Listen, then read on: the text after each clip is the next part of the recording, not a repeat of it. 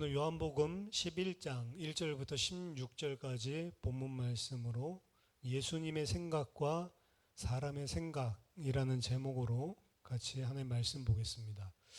오늘 이 11장에는 지금 이제 서론적인 배경 이야기들이 등장을 했지만 결국에 예수님께서 죽은 지 나흘이나 되는 나사로를 살리시는 표적을 보여주는 그런 이야기죠. 요한복음에는 요한이 총 7가지 표적을 제시하고 있습니다.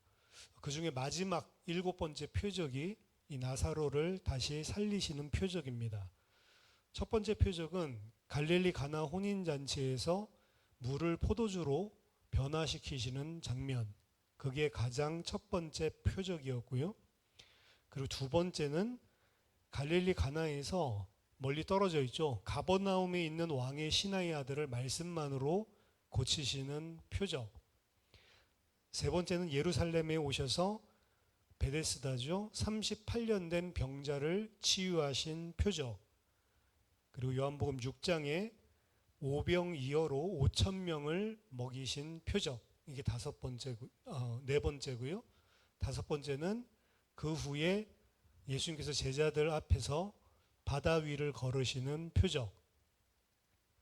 그리고 여섯 번째는 날 때부터 맹인된 자를 예루살렘에서 고치신 표적. 그 다음에 마지막 7번째가 11장에 등장하는 죽었던 나사로를 다시 살리는 표적입니다. 이 죽은 나사로를 살리신 표적이 사실은 7째 표적이잖아요. 마지막 표적이면서 7번째 표적인데 이게 바로 클라이맥스고 절정을 이루는 것입니다. 즉 예수님께서 무엇을 하시려는지, 요한복음 1장에서부터 예수님께서 창세기와 비교해서 새로운 창조를 하기 위해 말씀이신 하나님이 이 땅에 오셨다라는 것을 처음부터 보여주고 있는데, 예수님께서 이루려고 하시는 새 창조에 대한 것이 무엇인지 그 내용을 살짝 미리 보여주는 장면입니다. 궁극적으로는 예수님의 부활을 통해서 이루시고 보여주시지만 이 나사로를 다시 죽음에서 생명으로, 부활은 아니죠. 나사로가 부활하는 것은 아닙니다.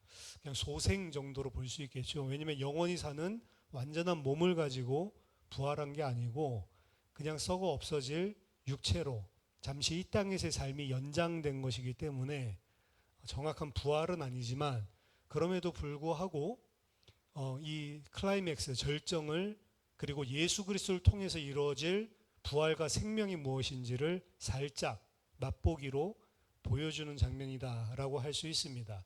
이게 11장에 일어나는 표적 내용인데요. 오늘은 표적을 일으키지는 않고 그 전에 이 배경에 대해서 지금 설명을 하고 있죠.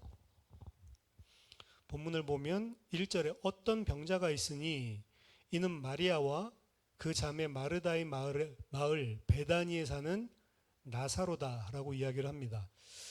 자, 이 베다니, 예수님이 지난 우리 10장 본문에서 예루살렘을 떠나서 세례 요한이 사역하던 곳으로 가셨다라고 기록이 되어져 있었는데, 요한복음 1장 28절에 의하면 그 세례 요한이 사역하였던 곳의 이름도 베단입니다.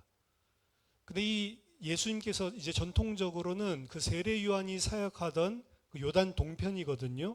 그쪽 베다니에 가셨다. 왜냐, 세례 요한이 사역하던 곳이 요한복음 1장 28절에 베다니라고 나와 있으니까. 그래서 베다니에 있다가, 지금 이 말하는 베다니는 예루살렘에서 가까운 곳이에요. 한 4km. 요한이 사역하던 곳은 예루살렘에서 한 12km. 그러니까 한 8km 혹은 9km 정도 떨어져 있는 곳인데, 똑같죠, 이름이. 그러면 베다니 이렇게 보는데, 지난주에 말씀드린 것처럼 D.A. 칼슨은 예수님이 가신 곳이 세례 요한이 사역하던 곳 요단 저쪽 편은 맞는데 베다니가 아니고 바타네아일 가능성을 이야기를 했습니다. 바타네아일 가능성이 높다. 근데 왜 바타네아를 베다니라고 했냐? 이제 음역을 따오는 데 있어서 오류가 있었을 가능성이 있다라고 이야기를 하죠. 어쨌든 전통적으로 많은 사람들은 이 지금 예수님이 계신 곳이 요한복음 1장 28절의 베다니에서 이제 그 나사로가 살고 있는 베다니로 이동해 가셔서 거기서 살린 것이다라고 이야기를 하고 있기는 합니다. D.A. 칼슨이 이야기했었던 이 바타니아라고 하는 곳은 예루살렘 북동쪽에 약 150km, 훨씬 멀리 떨어져 있죠. 멀리 떨어져 있는 마을입니다. 그럼 전통적인 입장에서 우리가 생각을 해본다면 요한이 사역하던 베다니에서 나사로가 살고 있는 베다니까지는 약 12km, 10km가 안 되겠죠. 예루살렘까지가 12km고 그 다음에 베다니도 예루살렘에서 4km, 이 여리고 쪽으로 떨어져 있으니까 둘 간의 거리는 약 10km 정도 멀어도 될 건데 성인이 약 4km를 1시간에 걷는다고 할 경우 한 3시간이면 걸어서 갈 수 있는 거리다라고 볼 수가 있습니다. 그런데 만약에 D.A. 칼슨처럼 만약에 우리가 생각을 해본다면 150km나 되니까 성인이 계속해서 24시간을 걸을 수는 없잖아요.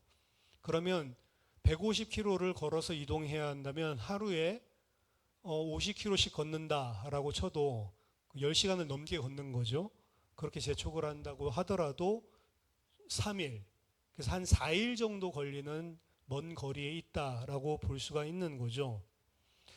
왜 이 말씀을 드리냐면 예수님께서 이 나사로를 살리러 갔을 때 이미 나사로가 죽고 나서 나흘이 지난 경우였고요. 나흘이 지나서 몸에서 이미 썩은 냄새가 나는, 완전히 썩어서 불가능한 상태가 됐을 때 나흘째 주님이 나사로를 살리시는데, 만약에 베단이라고 한다면 이 사실은 한 2-3시간이면 걸어올 수 있는 거리란 말이죠.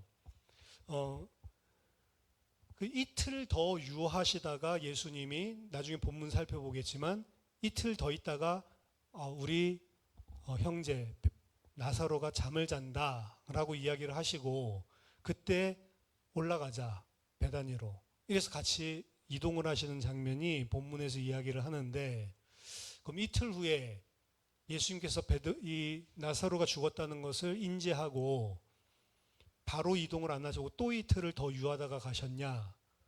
왜냐하면 3시간 정도밖에 안 되는 거리니까. 이런 생각들을 할 수가 있죠. 반대로 지금 예수님께서 이틀을 유하다가 죽었구나라고 바타니아에서 이동을 했다면 그 이동해서 가는 기간이 한 4일 정도가 걸리기 때문에 이 타임 프레임에서 이게 훨씬 더 맞는 것 같다라는 생각이 들게 됩니다.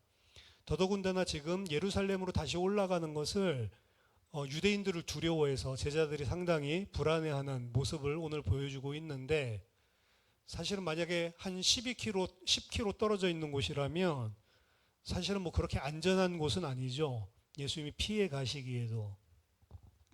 그래서 여러 가지를 고려해 본다면 D.A. 칼슨의 견해처럼 예수님 계신 곳을 바타니아로 보는 것이 더 합리적이지 않을까 싶습니다. 바타니아에서 이 베다니까지는 약 4일이 소요되고 예수님께서 나사로가 죽은 것을 인지하고 그리고 도착했을 때 나사로가 죽은 지 4일이 지났기 때문에 타임 프레임이 훨씬 더 잘 맞다라고 볼 수가 있습니다. 자, 이 나사로라고 하는 사람은 누구냐? 지금 이름이 처음 등장하는 거거든요. 사실은 마리아도 마르다도 그리고 나사로도 요한복음에서 처음 등장하는 이름인데, 2절에 보니까 이 마리아는 향유를 주께 붓고 머리털로 주의 발을 닦던 자요. 이 이야기는 나중에 12장에서 등장하는데 다른 공간복음서에서도 등장을 하죠. 그래서 이 마리아는 초대교회에 상당히 유명한 사람이었던 것 같습니다. 그래서 그 마리아를 통해서 설명을 하는 거죠. 병든 나사로라고 하는 사람은 그의 오랍이다, 오빠라고 하는 거죠. 3절에 보니까 이에 그 누이들이 예수께 사람을 보내어 이르되 주여 보시옵소서 사랑하시는 자가 병들었나이다 하니. 여기 누이 마리아와 마르다는 그의 오라비 나사로가 이제 병에 걸린데 좀 심각했었던 것 같아요. 그러니까 사람을 전령을 파송해서 이 지금 나사로가 죽게 되었다라는 사실을 예수님께 이야기를 하죠. 여기서 주여라고 하는 것은 부활하시고 나서 하나님의 영광을 받으신 그 예수님, 신이신 예수님, 그 주님이라는 의미는 아니고요. 아직까지는 제자들도 그리고 어떤 사람도 주님이 그 하나님의 아들, 제2위 성자 하나님이라는 사실을 모르고 있습니다. 요한복음에서는 그 주라고 하는 것들을 그런 의미를 담고 사용하는 것과 그렇지 않고 그냥 일반적인 그냥 존칭어죠. Sir 같이, 그 Senior 같이, 그러니까 그런 존칭어로 사용하는 걸로 사용하기 때문에 여기서 보는 주님이라는 의미보다는 선생님이라고 하는 의미가 더 맞는 것 같습니다. 선생님, 보시옵소서 사랑하시는 자가 병들었나이다. 자, 그들이 예수님께 호소하는 내용에서 주목해서 우리가 볼 점은 우리 오빠 나사로가 죽었습니다. 병들었습니다. 이렇게 이야기를 하는 것이 아니고 주님이 사랑하시는 그 자가 병들었습니다. 라고 이야기를 한 대목입니다. 이것은 이미 예수님과 나사로 사이는 두터운 친분이 있었고 누이들이 볼 때에 예수님이 나사로를 특별히 사랑한다고 하는 사실을 느꼈기 때문에 그런 이야기를 하는 거죠. 또한 그들이 이 표현을 한 것은 예수님께서 빨리 와달라고 하는 간절한 호소가 들어가 있는 것입니다. 당신의 그 사랑하는 그 자가 지금 병들었으니 어서 와서 고쳐주십시오 라고 하는 간절함을 담아서 지금 사자를 보내는 거죠. 사절에 예수께서 들으시고 이르시되 이 병은 죽을 병이 아니라 하나님의 영광을 위함이요 하나님의 아들이 이로 말미암아 영광을 받게 하려 함이라 하시더라. 예수님께서는 그 전언을 듣고는 이 병은 죽을 병이 아니다 라고 말씀하시고 하나님의 영광을 드러내기 위한 것이요 또한 하나님의 아들이 영광을 받게 하려는 것이다 라고 말씀하십니다. 어찌 보면 좋은 소식이죠. 죽을 병이 아니니까 그건 좋기는 한데 이러한 예수님의 간단한 말씀이 사실 만약 전달됐다라고 한다면 그들의 입장에서는 좀 박절하다고 느끼지 않았을까라고 생각도 듭니다. 왜냐하면 그 사랑하는 자가 죽을지도 모르는 중한 병에 걸린 것 같아서 다급하게 지금 예수님을 황급하게 사자를 보내서 베다니로 초청을 하는데 예수님 베다니를 갈 생각도 아예 없으시고 아까 전에 이야기했던 왕의 신하의 아들을 고치는 것처럼 걱정하지 마라. 내가 떨어져 있지만 말씀만으로도 치유되지 않았냐. 말씀으로 병을 낫게 해주시는 것도 아니고 그저 그거 죽을 병 아니야. 하나님의 영광 그리고 하나님의 아들의 영광 이것을 위해서 나타난 일이야 라고만 이야기를 하셨기 때문입니다. 아까 전에 이야기를 했을 때 더더군다나 바타니아에서 이 말을 들은 이 사자는 베다니까지 가는데 총 4일이 걸린다고 했죠. 그럼 그 사자가 베다니로 돌아갔을 때 사실은 예수님께서 이틀 뒤에 그 사자가 떠나가고 나서 이틀 뒤에 우리 형제 나사로가 죽었다라고 이야기하거든요. 그럼 전령 입장에서는 죽을 병이 아니다라는 말을 들었는데 그 말을 전달하려고 도착했더니 이미 나사로가 죽은 지 이틀이 지난 겁니다. 그렇죠? 그렇기 때문에 여기서 한 가지 문제가 더 발생하는 거죠. 막상 이 말씀을 전하기 위해서 죽을 병 아니구나 안심하고 갔던 이 전령, 이 사자는 사실 도착한 시점에 이미 죽은 지 이틀이나 된 나사로를 보고 제가 봤을 때는 상당히 이게 뭐지? 라고 하는 당황스러움을 느끼지 않았을까라고 생각이 듭니다. 아마도 그 사자는 예수님의 전언을 그대로 전달은 했겠죠. 내가 가서 4일 전에 예수님 직접 만나 뵙고 말씀드렸는데 예수님이 분명히 죽을 병이 아니라고 해서 내가 그 말씀 가지고 지금 왔는데 이게 도대체 무슨 일이냐 아마 이야기를 했겠죠. 어떻게 이런 일이 일어날 수 있는가 난감했겠죠. 이미 오라버니가 죽고 난 다음에 도착한 이 메신저, 예수님도 같이 오지도 않고, 그렇죠? 혼자 전령만 따로 돌아왔는데 이 메신저가 전하는 말은 예수님이 죽을 병이 아니라고 그냥 이야기하시더라. 하나님의 영광이 나타날 거라고 이야기를 하더라. 이렇게 말씀하셨다라고 이야기를 들을 때 이 마리아와 마르다 입장에서는 제가 봤을 때는 좀 배신감 같은 거 느끼지 않았을까라는 생각도 듭니다. 또 같이라도 왔으면 그나마 어쩔 수 없으니까 먼 거리에 있었으니까 이해라도 될 건데 같이 오시지도 않고 그래서 아마도 많이 힘들고 또한 상처받았을 수 있겠다라는 생각이 듭니다. 예수님이 같이 오시지 않은 것도 속상한 건데 예수님이 하신 말씀 자체가 현실과 맞지가 않는 거죠.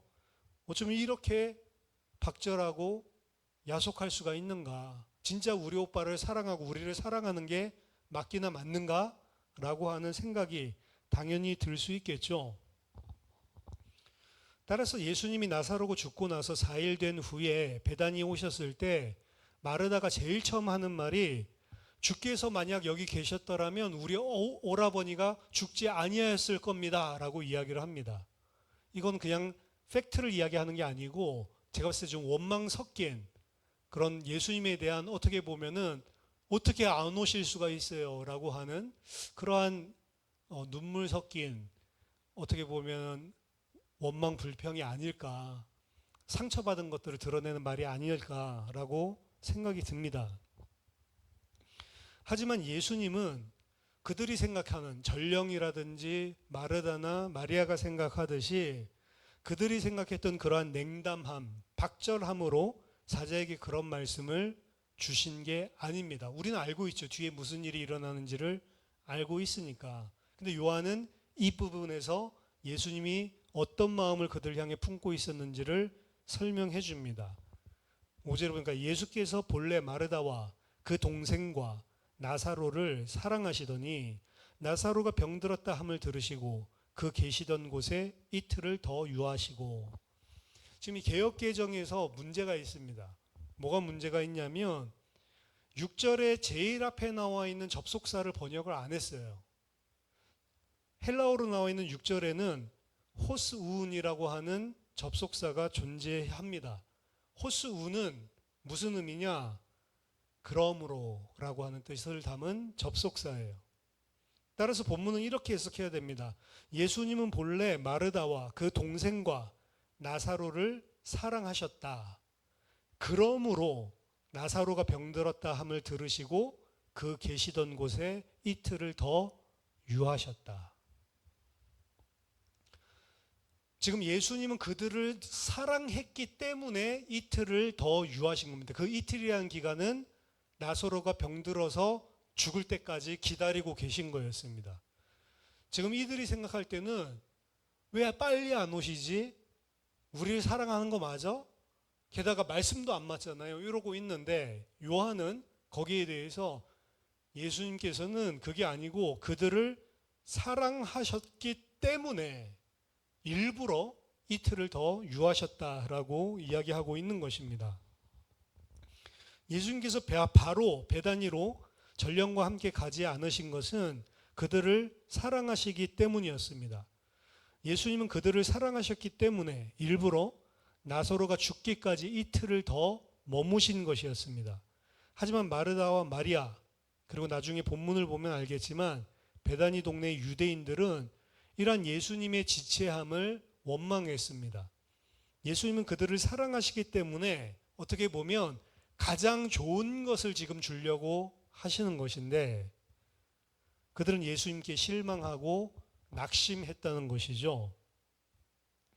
7절 그 후에 제자들에게 이르시되 유대로 다시 가자 하시니 그 후가 무슨 후냐?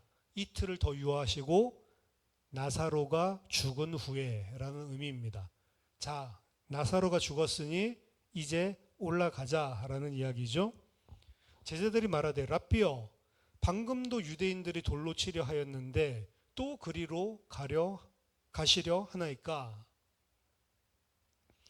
베다니는 예루살렘에서 4km밖에 안 떨어진 곳이라고 이야기를 했죠. 걸어서 1시간 가량밖에 걸리지 않는 곳입니다. 예수님은 방금 전 요한복음 10장에서 그 예루살렘에서 돌에 맞아 죽을 뻔했어요. 사람들 돌로 치려고 그랬죠. 근데 1시간밖에 안 되는 거리에 예수님이 왔다라는 소문이 들리기라도 한다면 당연히 그 유대인들이 와서 또다시 돌로 쳐 죽이려는 거 아닌가, 제자들은 불안한 것입니다. 그래서 제자들은 아니 어찌해서 거기로 지금 또 돌아가려고 하십니까? 지금 그들이 당장 돌로 쳐서 죽이려고 할 텐데. 제자들은 이 행보가 너무나 위험하게 느껴졌고 예수님을 말리고자 했습니다. 하지만 예수님은 9절 10절에 예수께서 대답하시되 낮이 12시간이 아니냐? 사람이 낮에 다니면 이 세상의 빛을 봄으로 실족하지 아니하고 밤에 다니면 빛이 그 사람 안에 없는 고로 실족하느니라. 당시 유대인들은 빛이 있는 시간을 낮이라고 생각을 했고, 그리고 해가 저물고 빛이 없는 시간을 이제 밤이다라고 생각을 했는데, 정확한 시간을 모르겠죠. 여름이면 길어지고 겨울이면 짧아지기는 하겠지만 대략을 반반으로, 그래서 12시간 정도로 생각을 하고 있었습니다. 그 낮이라고 하는 시간은 이 사람들은 뭘로 봤냐면 일을 하는 시간으로 봤고요. 밤이면 일을 멈추고 쉬는 시간이라고 여겼습니다. 예수님은 이 땅에서 자신이 아버지의 뜻을 따라 아버지의 일을 행해야 될 시간을 낮이라고 지금 상정을 하고 계시는 겁니다. 그리고 그 낮 동안에는 주님은 최선을 다해서 아버지의 일을 하시려고 하십니다. 왜냐? 밤이 되면 이제 더 이상 일을 할 수 없기 때문이죠. 그리고 그 낮에 아버지의 일을 할 때 예수님은 오늘 본문에서 분명한 한 가지 사실을 확신하고 있습니다. 그 아버지의 일을 하는 낮 동안에는 나는 안전하다라고 하는 것이죠. 이것이 예수님의 아버지에 대한 믿음이었습니다. 실제로는 그 낮 동안에 일하는 가장 마지막 일이 십자가였거든요. 그럼에도 불구하고 그때도 아버지의 내 영혼을 아버지께 맡기면서 돌아가십니다. 예수님은 철저하게 아버지의 일을 하는 동안 일어나는 그 어떠한 일들도 나는 안전하다라고. 왜? 아버지가 나를 붙들고 계시니까. 우리가 하나님의 일을 하는 데 있어서도 같은 생각을 가져야 됩니다. 어떻게 보면 하나님의 일을 하는데 불이익이 생길 수 있다, 혹은 문제가 발생할 수 있다.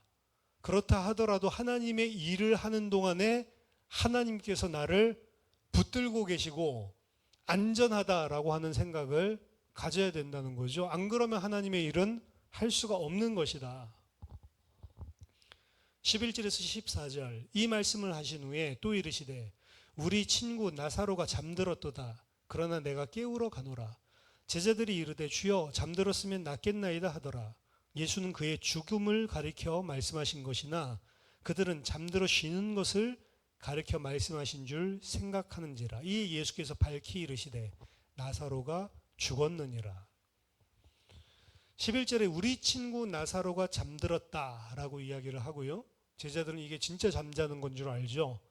예수님께서 아니 그 잠이 아니고 죽었다라고 밝히 말씀해 주시는데 11절에 보면 나사로를 우리의 친구 나사로라고 표현을 합니다. 하지만 우리가 깨우러 가자라고 말씀은 안 하시고 뭐라고 이야기하시죠? 내가 깨우러 간다라고 말씀을 하십니다. 즉 죽은 생명을 살리시는 일은 온전히 주님께 속한 일이다라는 사실을 이 짧은 문장 속에서도 볼 수 있습니다. 앞으로 미래의 제자들은 복음 전파를 통해 죽은 생명을 살리는 일을 하게 될 것입니다. 하지만 분명히 기억할 것은 그들은 그 일을 하는데 쓰임 받을지는 몰라도 그 일은 제자들이 하는 일이 아니고 누가 하시는 거예요? 그들을 통해서 주님께서 하시는 일이라는 거죠. 죽은 생명을 살릴 수 있는 분은 예수님 한 분밖에 없다라는 사실을 기억해야 됩니다. 생명 살리는 일은 제자들의 역량과 제자들의 실력, 능력에 달린 것이 아니라는 말입니다. 주님만이 하시는 주권적인 일이라고 하는 거죠. 그들을 통해서 하시는 전적인 주님의 사역인 것입니다. 이게 복음 전파에 쓰임받는, 전도 선교에 쓰임받는 자들이 반드시 명심해야 될 내용입니다. 아까 전에 주님은 그 남매들을 사랑하시기 때문에 이틀을 더 유했는데, 그 남매들은 내려오지 않으시는 것, 지체하시는 것, 이런 것들 자체를 예수님 우리 사랑하나? 실망하고 낙심하고 원망하고 이런 상태에 빠져 있었죠. 주님의 생각과 마르다의 생각이 다르다라는 것을 보여줬는데, 지금 예루살렘은 아니죠. 베다니로 올라가려고 하는 이 행차에 있어서도 제자들과 예수님과의 생각에서 계속 차이가 벌어지는데, 먼저 첫 번째는 예수님께서는 나사로가 잔다, 깨우러 가자, 이 죽음을 이야기하는 것이지만 제자들은 잠자면 낫겠습니다 라고 그냥 잠든 것으로 생각했다라고 이야기를 하죠. 예수님과 제자들 사이의 갭이 또한 발생하는 것을 봅니다. 예수님은 분명히 죽음을 이야기를 하고 있지만 그럼 낫겠구만, 잠들어서 쉬고 있구만, 이게 제자들의 생각이죠. 여기서도 예수님이 생각하고 있는 것과 제자들이 생각하고 있는 것의 차이가, 갭이 느껴지는 겁니다. 15절에 내가 거기 있지 아니한 것을 너희를 위하여 기뻐하노니 이는 너희로 믿게 하려 함이라. 그러나 그에게로 가자 하시니, 다시 한번 주님은 아직은 제자들이 깨닫지 못할 수밖에 없는 말을 하십니다. 내가 거기 나사로가 병든 현장에 있지 않았던 것을 너희를 위해 기뻐한다라고 합니다. 왜 예수님이 그걸 기뻐하냐? 이유는 한 가지입니다. 이는 너희로 믿게 하려 함이라. 자, 사실 이것이 예수님께서 나사로가 죽기까지 이틀을 지체하신 본질적인 이유였습니다. 마르다와 마리아는 이 일 때문에 주님이 원망스럽고 박절하게 느껴지고 상처를 받았겠지만, 주님은 이 일을 통해 이들에게 믿음을 주려고 지금 하시는 거예요. 이것이 주 목적입니다. 그리고 그들이 이 일을 통해 믿음을 가지게 된다면 이것은 가장 기뻐하시는 일입니다. 주님이, 하나님이 진짜 주려고 하는 게 이거예요. 사실은 어떻게 보면 나사로 살리는 것도 주 목적이 아닙니다. 나사로를 살리는 것은 수단입니다. 그 수단을 통해서 믿게 만들려고 하는 게 주 목적이고, 그 일을, 이것을 통해서 믿을 수밖에 없는 증거를 보여주게 된 것이 예수님이 지금 기쁘다라고 이야기를 하는 것입니다. 그들이 이 일을 통해 믿음을 가지게 되는 것은 주님에게 있어서도 가장 기쁜 일이었고, 그들에게 있어서도 어떻게 보면 주님이 사랑하시는 자들에게 주시는 최고의 응답인 것이죠.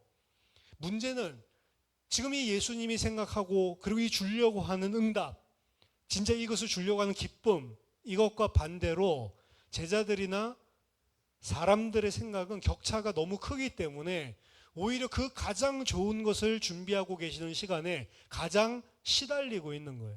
어떻게 보면 그 생각이 다르다는 마지막 16절에서도 이 디두모라고 하는, 디두모는 쌍둥이라는 의미입니다. 아마 도마가 쌍둥이였나 봐요. 디두모라고도 하는 도마가 다른 제자들에게 말하되 우리도 주와 함께 죽으러 가자 하니라. 여기서 또한 제자들의 생각과 예수님의 생각 차이에 갭이 크다라고 하는 것을 다시 한번 보여주고 있죠. 이 도마는 흔히 의심 많은 도마, 그렇죠. 나중에 넣어보지 않고는, 만져보지 않고는 절대로 안 믿겠다라고 하는 장면이 등장을 하지만, 흔히 의심 많은 도마로 알려져 있지만 실제로는 오늘 본문을 보면 그렇지 않았던 것 같습니다. 오히려 그의 반응을 보면 올라가면 유대인들에게 돌 맞아 죽을 텐데 죽더라도 그래 상관없다, 우리 주님과 함께 죽으러 가자라고 말하는 이 부분을 봐서는 오히려 믿음이 없고 유약하고 이렇다기보다는 무조건적인 헌신과 담대함을 가지고 있었던 사람인 것 같아요. 하지만 여기에는 여전히 그가 예수님의 생각을 오해하고 있음을 봅니다. 예수님은 앞에서 바로 이야기하셨죠. 아버지의 일을 하는 낮 동안에는 아무런 문제가 없다라고, 안전하다라고 예수님이 말씀했지만 그 말씀이 도마에게는 전혀 와닿지 않았던 것입니다. 또한 주님의 죽음은 우리가 주와 함께 죽으러 가자라고 이야기를 하지만 주님의 죽음, 어린 양이 감당해야 될 이 대속의 죽음은 제자들이 함께 할 수 없는 오직 주님만 감당해야 될 죽음이었습니다. 근데 우리가 같이 죽자라고 이야기를 하죠. 실제로 예수님이 십자가 지시고 그 죽음을 감당하실 때 그 곁에서 죽은 제자는 단 한 사람도 없었습니다. 그게 정상인 것입니다. 왜? 그 죽음은 누구와 함께 할 수 있는 게 아니에요. 나사로 살리는 것도 누구랑 함께 할 수 있는 게 아니죠. 주님만이 할 수 있는 사역이고 주님만이 하는 사역이고 십자가도 마찬가지입니다. 그래서 이 도마의 말 속에는 사실은 이런 문제점을 내포하고 있죠. 그럼에도 불구하고 베드로도 이런 장면들이 많이 나오는데 얼떨결에 하는 말 같지만 굉장히 사실 베드로 자신이 생각했던 것 넘어서의 진리를 담고 있는 말들을 베드로는 합니다. 당신은 그리스도시요 살아계신 하나님의 아들이십니다. 이 고백도 사실은 진짜로 믿어가지고 그 그리스도가 뭔지 알아서 하는 고백도 아니었는데 그것도 완전히 진짜 진리를 꿰뚫는 말을 베드로가 한 것이었고 생명의 말씀이 여기 있는데 우리가 어디로 가겠습니까? 뭐 이런 말씀들이죠. 베드로도 얼떨결에 이런 말을 했지만 이 도마도 사실은 자신이 알고 말하는 것 이상의 진리를 담은 말을 하고 있습니다. 왜냐하면 그의 말은 나중에 부활사건 이후에 예수의 제자가 되고자 하는 자들이 날마다 자기 십자가를 지고 그들 또한 예수님이 가셨던 그 길을 예수님을 따라가야 한다는 것, 이것을 생생한 목소리로 말해주는 그러한 지금 표현이 되었기 때문에 그렇습니다. 자, 오늘 이 본문 안에는 예수님이 홀로 따로 계시고요. 그 다음에 다른 한편에 사람들 이야기가 등장을 하는 겁니다. 마르다라든지 마리아라든지 그리고 전령이라든지 제자들, 그리고 그 제자들 가운데서도 또 특히 이 도마라고 하는 인물, 총 사람들이라고 할 수 있고 그리고 예수님이라고 할 수 있는데 이 둘이 생각하는 생각의 내용 차이가, 격차가 너무나 크다라고 하는 것을 반복적으로 오늘 본문 안에서 보여주고 있습니다. 그래서 우리가 처음 이 오늘 본문을 통해서 생각할 것 첫 번째는 예수님의 생각과 사람들의 생각은 엄청난 갭이 있다, 차이가 크다라고 하는 사실입니다. 사람들이라고 객관화시켜서 이야기했지만 여러분 나라고 생각을 하시면 돼요. 예수님, 하나님의 생각과 나의 생각에는 엄청난 큰 격차가 있다. 어찌 보면 이것이 하나님과 인간 사이에 당연히 있을 수밖에 없는 갭입니다. 이사야서 55장 8절 9절 보니까 이는 내 생각이 너희의 생각과 다르며 내 길은 너희의 길과 다름이니라. 여호와의 말씀이니라. 이는 하늘이 땅보다 높음같이 내 길은 너희의 길보다 높으며 내 생각은 너희의 생각보다 높음이니라. 하늘이 땅보다 높음같이 내 생각은 너희의 생각과 다르다라고 이야기를 하고 있죠. 그 결과가 어떻게 오늘 본문에서 드러나냐면 내 생각에는 예수님이 왜 이러시나 라고 생각이 들어서 힘들어하고 속상해하고 또 상처받고 불만이 생기고 원망까지 생기고 이러고 있는데 그게 다 내 생각이라는 거예요. 눈을 바꿔야 되는 겁니다. 하나님의 백성들, 구원받은 하나님의 자녀가 맞다면 눈을 바꿔야 됩니다. 무슨 눈을 먼저 바꿔야 되냐? 하나님은 그의 백성들에게 가장 좋은 것만을 주시는 분, 지금 오늘 본문에서 예수님은 가장 좋은 것을 주려고 준비하고 있는 거잖아요. 근데 제자들도 그렇고요. 그리고 마리아와 마르다도 그렇고요. 아마 전령도 마찬가지였을 겁니다. 가장 좋은 것을 주려고 하시는 주님인데 거기에 대한 생각이 안 되니까 자기의 수준에서 판단하고 생각하면서 상처받고 혼자서 셀프로 낙심하고 힘들어하고 있는 것이죠. 눈을 바꿔라. 하나님은 그의 백성에게, 그의 자녀에게 가장 좋은 것을 주시는 분이다. 마태복음 7장 9절에서 11절 보니까 너희 중에 누가 아들이 떡을 달라 하는데 돌을 주며 생선을 달라 하는데 뱀을 줄 사람이 있겠느냐. 너희가 악한 자라도 좋은 것으로 자식에게 줄 줄 알거든. 하물며 하늘에 계신 너희 아버지께서 구하는 자에게 좋은 것으로 주시지 않겠느냐. 악한 아버지라도 자기 아들은 좋은 것으로 다 챙겨주는 거 아니냐. 근데 하늘에 계신 너희 아버지께서 그 아들들에게 좋은 것을 주지 않겠냐? 어떻게 그렇게 생각할 수가 있냐라고 하는 거죠. 그래서 가장 첫 번째는 우리의 어떤 사건, 문제 혹은 낙심할 일, 상처받을 일 이런 것들이 생겼을 때 내 생각을 버리고 나에게 이것을 허락하신 하나님, 나에게 이것을 주시는 하나님은 내게 가장 좋은 것이기 때문에 허락하셨다라고 하는 아버지에 대한 전적인 신뢰의 눈을 가지는 게 먼저라는 것입니다. 왜? 우리 생각이랑 하나님 생각이랑 달라요. 내 생각이 나쁜 거라고 생각하는데 하나님 생각이 가장 좋은 것이기 때문에 주는 거예요. 그럼 뭐가 맞냐? 하나님이 맞는 거죠. 그럼 두 번째, 오늘 예수님께서 지체하신 목적이 뭐냐? 가장 좋은 것을 주려고 하시는 것인데 가장 좋은 것이 그러면 뭐냐? 아까 전에 말씀드렸죠? 15절에 내가 너 거기 있지 아니한 것을 너희를 위하여 기뻐하노니 이는 너희로 믿게 하려 함이라. 마르다, 마리아, 나사로 그리고 예수님의 모든 제자들에게 있어서 예수님 가장 좋은 것을 지금 주시려고 이틀을 지체하셨는데 그게 뭐냐? 믿음입니다. 믿음. 다른 게 아니에요. 히브리서 11장 6절에서도 하나님 기쁘시게 하는 건 믿음밖에 없다라고 이야기하죠. 믿음이 없이는 하나님을 기쁘시게 못하나니 하나님께 나아가는 자는 반드시 그가 계신 것과 또한 그가 자기를 찾는 자들에게 상 주시는 이심을 믿어야 할지니라. 그런데 그 믿음은 내 안에서 자발적으로 생기는 게 아니라는 게 오늘 본문이 이야기하는 겁니다. 하나님이 믿을 수밖에 없도록 우리에게 베풀어 주시는 은혜가 배경에 있다라는 사실을 보여주고 있는 것입니다. 만약에 그들이 믿음이 있다고 했으면 사실 낙심할 이유가 전혀 없었던 거죠. 아, 예수님께 이걸 전달했어? 근데 그런 말씀을 하셨어? 근데 사실은 그들은 믿음이 생길 수가 없었죠. 왜? 현실을 보니까 말씀대로 죽을 병 아니라고 했는데 안 죽은 것도 아니었고 오시지도 않고 나타나는 현상들은 전부 다 예수님의 말씀과 그리고 예수님 가지고 있는 생각과 전혀 반대되는 일들이 일어나고 있는 것이었거든요.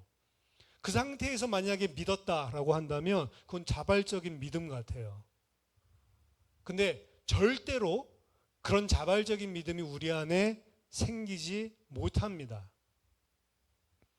그래서 믿음은 내 실력으로 말미암은 것이 아니라 하나님의 은혜요, 하나님의 선물이다라고 성경이 이야기하는 거예요.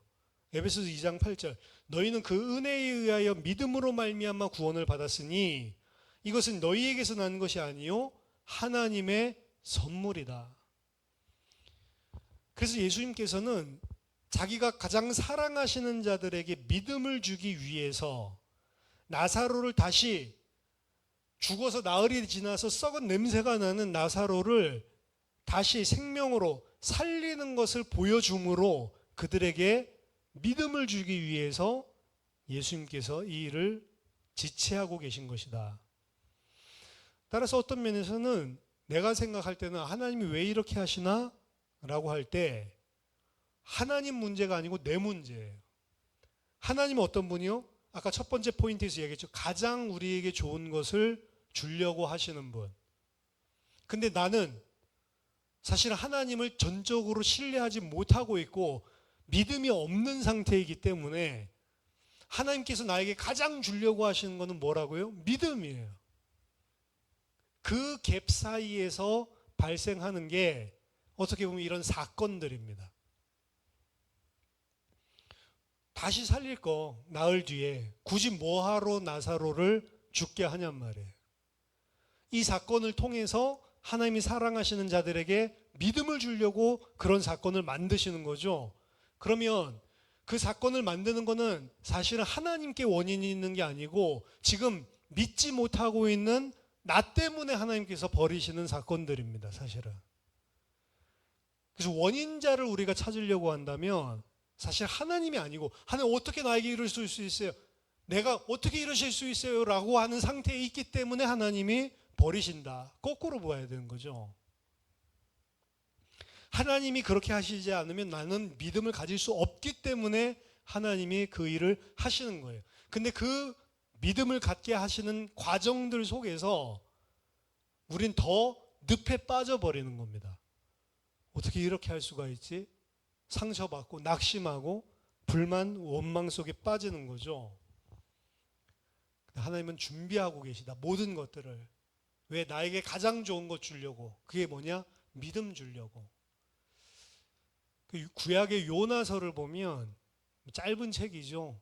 4장밖에 안 되는데 이 요나 한 명을 깨닫게 하기 위해서 하나님이 엄청나게 많은 것들을 준비하십니다. 마침 다시스로 떠나는 배가 있었거든요. 그 배를 준비하셨고 그 배를 타고 이제 딴 데로 튈 수 있겠다라고 생각할 때 하나님께서 큰 바람을 준비하시고 그 큰 바람을 통해 폭풍을 바다에 일으키시죠.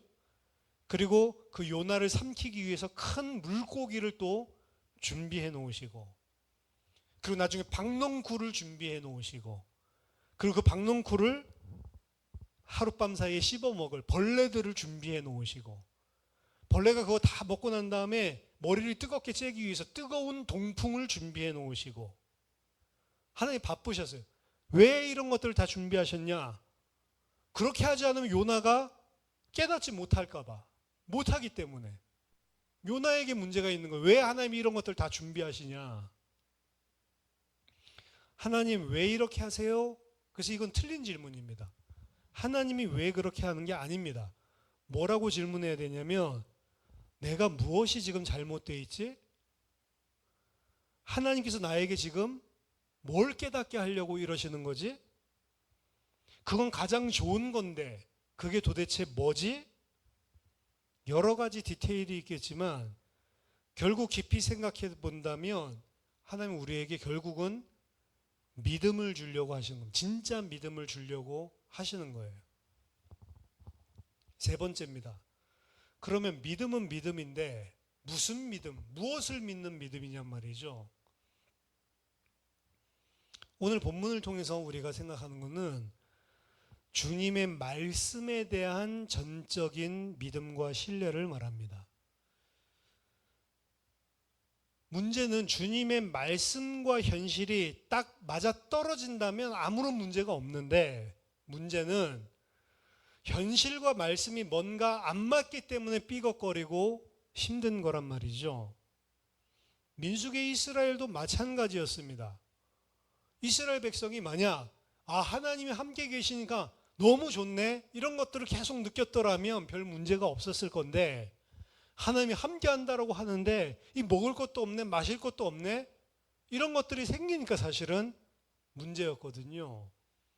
그러니까 현실과 뭔가가 오늘 본문도 마찬가지입니다. 주님은 죽을 병이 아니다라고 했는데 이 전령도 죽을 병 아니구나 신나가지고 전달하러 갔는데 가니까 죽은 지 이미 이틀이 돼버렸어요. 그 말씀하시고 이틀 사이에 나사로 죽어버렸습니다. 주님은 그 남매들을 사랑한다고 하는데 실제 주님의 행동은 또한 사랑하는 것 같지가 않아요. 진짜 사랑하는 사람 병들었으면 그래요 빨리 같이 갑시다. 나서든가 뭔가를 해야지. 게다가 그 말은 현실이랑 맞지도 않고 죽을 병 아니라고 했다는데 우리 오빠 이틀 전에 죽었는데 도대체 무슨 말 하는 거냐. 그 남매들 입장에서는 그렇게 나오겠는 거죠. 그 남매들 뿐만이 아닙니다. 메신저를 생각해 보세요. 4일 걸려서 도착했더니 이틀 전에 이미 나사로가 죽어버렸다, 병으로. 주님의 말씀을 전달할 때도 참 많이 고민했을 것 같아요. 전달한다고 전달은 했겠지만 어떤 심정으로 전달했겠습니까? 주님이 죽을 병 아니라고 했으니 죽은 지 이틀이 됐더라도 우리 기다려보자, 이렇게 말씀하지는 않았을 거 아니에요. 그 전달자도 주님의 말씀을 전혀 못 믿고 전달을 했겠죠. 이틀 전에 분명히 낫는다, 죽을 병 아니다라고 이야기를 했는데 4일 전에, 이틀 전에 죽었다고? 뭐야 이 예수님, 이런 심정으로 그 말을 전달을 했겠죠. 진짜로 그 주님의 말씀을 신뢰했다면 그 전령은 뭐라고 전달해야 됩니까? 4일 전에 예수님이 분명히 이건 죽을 병 아니고 하나님의 영광이 나타날 병이라고 말씀하셨다. 오빠가 이틀 전에 죽었다고? 기다려보자. 근데 이런 믿음 가지기가 어렵잖아요. 불가능하잖아요, 사실은. 그 인간은 하나님의 은혜 없이는 불가능하다는 겁니다. 청자 또한 메신저가 죽을 병이 아니라고 했다, 이 말을 들었을 때 예수님에 대해서 무슨 생각이 들었겠어요? 아, 그런 말씀해 주셔서 감사하다 생각이 들었겠어요? 뭔 소리야 지금, 거짓말, 오지도 않고. 죽는다고 죽지 않을 거라고 했는데 왜 죽었지? 이런 생각이 더, 죽을 병 아니라면서 예수님 도대체 뭐야? 그리고 우리가 그렇게 와달라고 하는데 150km를 갖다 전령을 보냈는데 어떻게 야박하게 전령만 돌려보내고 자기 같이 안 올 수가 있지? 그러니까 마르다가 예수님 만나자마자 서러워하고 원망하는 모습을 보이는 거죠. 창세기 3장 아담과 여자도 마찬가지 아닙니까? 먹는 날에는 정령 죽으리라 했는데 먹는데 안 죽지 않습니까? 왜 안 죽지? 하나님이 거짓말했구나. 말씀에 대한 불신이고, 더 중요하게는 그 말씀을 하신 하나님에 대한 불신입니다. 우리가 무슨 믿음, 무엇을 믿는 믿음이 있어야 되냐? 하나님의 말씀에 대한 전적인 믿음이 있어야 되는 거예요. 이것이 주님이 주려고 하시는 겁니다. 비록 현실이 그 말씀이랑 안 맞을 때에도 너희는 이 믿음을 가져, 내가 나를 통해서 나오는 이 말씀, 하나님의 말씀에 대한 전적인 믿음을 너희는 가지고 있어야 된다. 하나님의 말씀의 핵심이 뭡니까? 예수님이 바로 나의 그리스도시요. 그 말은 무슨 의미라고 했죠? 예수님이 바로 나를 완전하게 구원하신 구원자다라는 의미라고 했죠. 다 이루었다. 그냥 죽어서 천국 가는 것만 이룬 게 아니고 나를 죄와 저주와 하나님 떠나서 당할 수밖에 없었던 모든 고통 속에서 나를 완전히 구원했다는 거예요. 그리고 구원한 백성에게 하나님은 함께 하시고 가장 좋은 것을 주신다라고 말씀한단 말이에요. 이게 안 믿어지면 신앙생활을 못합니다. 사실은 불신자랑 똑같이 살게 돼 있어요. 아, 예수 그리스도께서 나에게 행하신 그 구원에 대한 믿음, 이게 가장 본질적인 거예요. 믿음이라고 하는 것들이 여러 가지 상황에서 이야기를 할 수 있겠지만 결국에 깊이 생각해 보면 결국에는 다 믿음의 내용은 이 부분이랑 연결되는 거예요. 예수님이 나를 완전하게 구원하셨구나. 나의 진짜 구세주가 맞구나. 나는 완전히 구원받은 하나님의 백성이구나. 그 어떤 것도 문제될 수 없는 자가 돼버렸구나.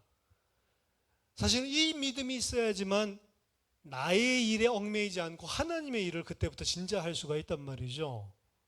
성경에서 이야기하는 말씀의 핵심 본질은 그것입니다.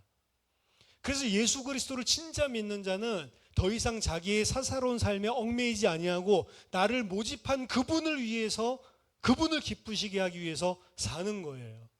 그전까지는 나를 위해서 살았지만 이제는 나를 위하여 죽으셨다가 살아나신 그분만을 위해서 살 수 있는 자로 변화되는 것입니다. 언제? 이분이 나의 구원자구나. 난 완전히 구원받은 하나님의 백성이요, 하나님 자녀요, 하나님이 함께하는 자요, 하나님이 가장 좋은 것만 주시는 그리스도인이 됐구나. 그 어떤 것도 문제될 수 없는 주의 백성이구나. 근데 그게 큰 믿음이 아니라 가장 기초적인 믿음. 그게 안 됐을 때에는 계속 말씀을 먹을 때에도 어떻게 어린아이가 먹는 젖 같은 것만 먹어야 되는, 단단한 식물을 못 먹는 겁니다. 근데 그게 되고 난 이후에 이제 단단한 식물들을 먹게 돼요. 이제 해석을 하게 됩니다. 이런 일들이 벌어졌을 때에도 주님이 그렇게 말씀하셨다고? 야, 그러면 오빠 죽었지만 기다려보자. 그렇게 바뀔 수가 있는 거라고요. 근데 한 번에 이 믿음을 가질 수가 있는 게 아니고 계속해서 사실은 주님께서 은혜로 베풀어 주시는 일들을 통해서만 우리는 그 믿음을 하나 둘씩 쌓아 올라가게 된다는 거죠. 그리고 그 믿음이 있는 자는 하나님을 기쁘시게 하고, 하나님께서는 그 믿음이 있는 자들을 통해서 하나님의 일을 이 땅에서 행하십니다. 그게 교회의 정의예요, 사실은. 오늘 짧은 말씀이지만 여러분들이 이 말씀 통해서 내 생각과 하나님의 생각 반드시 생각을 해봐야 되고, 하나님께서는 가장 좋은 것을 주신다고 하는데 그 가장 좋은 것이 뭐냐? 결국에 이 말씀을 믿는 믿음이라고 하는 거.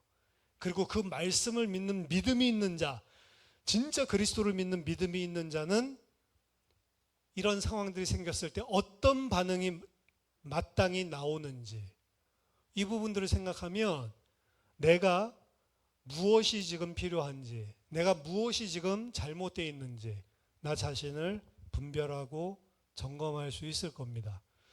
저 여러분들이 정말로 주님께서 기뻐하시는 믿음의 사람들 다 되시기를 예수 그리스도 이름으로 축원합니다.